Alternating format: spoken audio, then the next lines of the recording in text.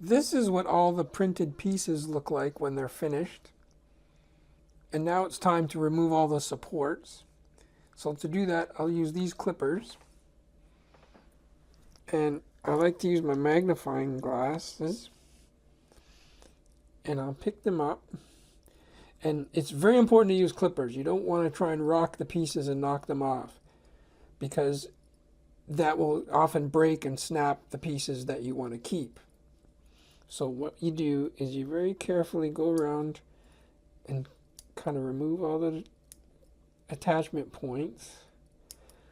And you can do it by branch. So that one had 3.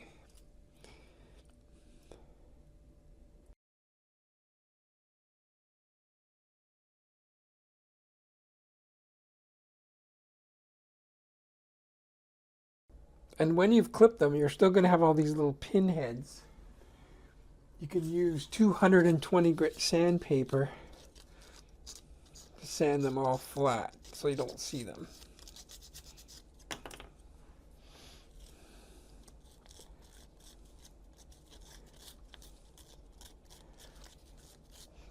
So I'll continue in this way and clean up all the pieces.